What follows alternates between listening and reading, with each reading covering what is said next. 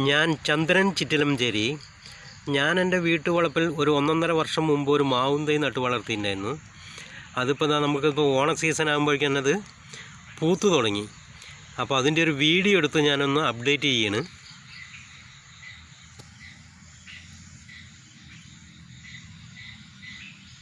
നമ്മുടെയൊക്കെ വീട്ടുമുറ്റത്ത് കുറച്ച് സ്ഥലമേ ഉള്ളൂ. അതിലൊരു മാവും തൈ വെക്കണം എന്ന് ആഗ്രഹിക്കുകയാണെങ്കിൽ ഇതുപോലത്തെ ഒരു മാവും തൈ വെച്ചോളൂ കേട്ടോ. മാവും തൈ പല വെറൈറ്റി ഉണ്ട്, പല രുചിയിലുള്ളതുമുണ്ട്. അതെല്ലാം വെക്കണം എന്നാണ് ഞാൻ പറയുന്നത്. അതെന്തായാലും എല്ലാവർക്കും സാധിക്കില്ല. അപ്പോൾ ഒരെണ്ണം വെക്കണമെങ്കിൽ ഇതുപോലത്തെ ഒരെണ്ണം വെക്കുക. ഇതിൻ്റെ പേര് വന്നിട്ട് ചന്ദ്രക്കല ഇനത്തിൽപ്പെട്ട മാവും തൈയാണ്.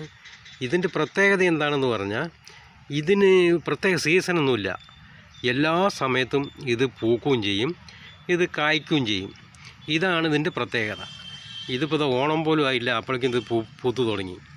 സാധാരണ മാങ്ങൻ്റെ സീസണല്ല, അപ്പോഴേക്കും ഇത് നിറയെ അതിന് തുളിരും വന്നു, അതുപോലെ തന്നെ അതിന് പൂവുമായി തുടങ്ങി.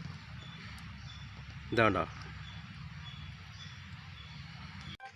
ഈ മാവും തൈയൊക്കെ ഞാൻ മണ്ണിൽ വെച്ച് പിടിപ്പിക്കുന്നത് ഞാൻ എൻ്റെ യൂട്യൂബ് ചാനലിൽ ഇട്ടിട്ടുണ്ട്.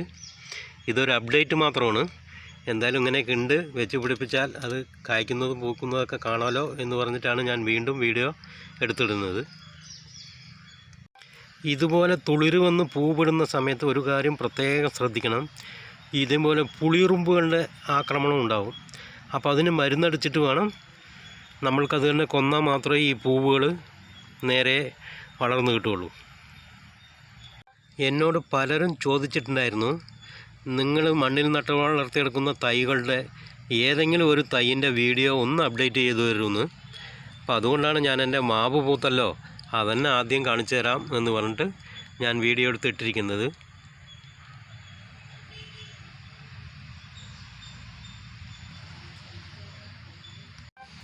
ഈ മാവും തൈക്ക് പ്രത്യേക വളമൊന്നും ഇട്ട് കൊടുക്കേണ്ട കാര്യമൊന്നുമില്ല.